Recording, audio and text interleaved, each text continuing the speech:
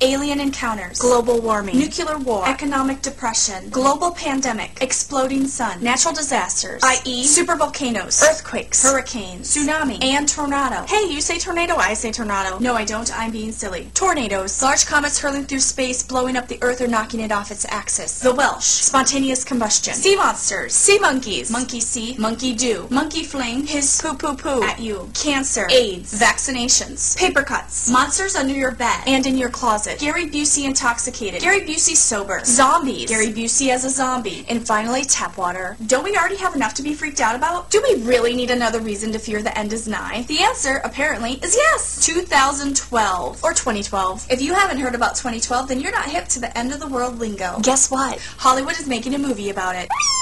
But in all seriousness, the world is really ending. Before Christ walked the earth, these super cool peeps in Central America decided that the world should, could, and would end. That's not entirely true, but you know how some people are. Their whole world is centered on woe is me, gnashing of teeth, and the world is gonna end. But not me. I'm more like, you gonna finish those fries? As any good conspiracy theorist or Hollywood scriptwriter knows, you take an ancient civilization, add a dash of prophecy, load it up with misinformation, bake it at 315 for an hour and 15 minutes, and top it off with the apocalypse, and you've got yourself a Hollywood movie that actually looks good. Many web pages created by nerds who actually believe this bullshit, and a load of useless books deciphering Mayan prophecy, end of times, and your new spiritual path to enlightenment. But let's just get to the crux of the situation here. Why do people actually believe the world will come to an end in 2012? Okay, so there was this ancient civilization who happened to be far more advanced for their time, and they're called the Mayans. The Mayans studied the solar systems and charted the planets, and had pyramids before the pyramids in Egypt. They built large cities, had a system of writing, recording, and documenting, and they made a calendar. And that's what people are getting all worked up over. The ancient Mayan calendar. They were pretty accurate in their calculations. For instance, they created a solar calendar with 365 days in it. That's a solar year.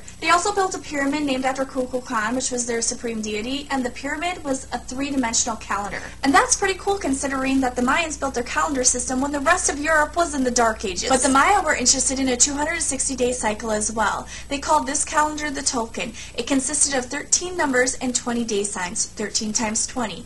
This was a key they used to understand the human experience, and it was based on 260 days, which is approximately 9 months of human gestation. And what the Mayans did next is truly remarkable. The Maya combined their Tolkien calendar and their solar year calendar, which is also known as a Hab, and created a new calendar that went up to 52 years. This was called a calendar round, and they used it to keep track of their history and the solar alignments. But why stop at 52 years? That's a lifespan of one Mayan. That's a drop in the bucket for people who are obsessed with keeping track of time. So they also created the long count calendar, a calendar lasting 5,126 years. The Maya used the numbers 13 and 20 as the root of their numerical system. So the last day of the ancient Mayan calendar ends in the number 13, which translates to December 21st, 2012. Now within the 5,126 year long count calendar, the Mayan also prophesized every 20 years.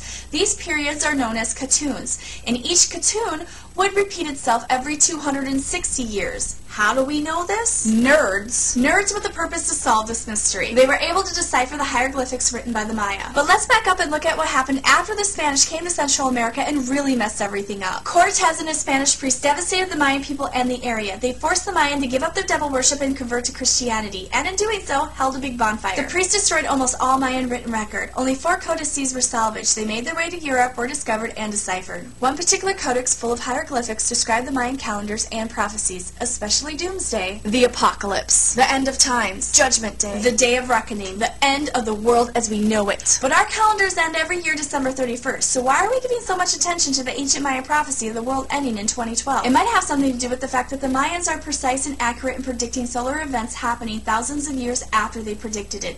They're thousands of years ahead of their time. So what happens up there in 2012? The Earth completes a rare cycle around its axis, and the Sun moves to the very center of our galaxy, the Milky Way. And the codex which predicts this also depicts on the very last page, which is the end of the codex, a flood. The earth will flood and all will perish. And there you go. That's the whole hype of the hieroglyphics. So the Maya were smart people obsessed with time and calendars. They were highly accurate, mapping out solar events and alignments, and they liked to make predictions of the future, including the end of the world in 2012. But it's a complete matter of interpretation. What do you think's going to happen in 2012? Leave your comments below. Thank you for watching. Please subscribe.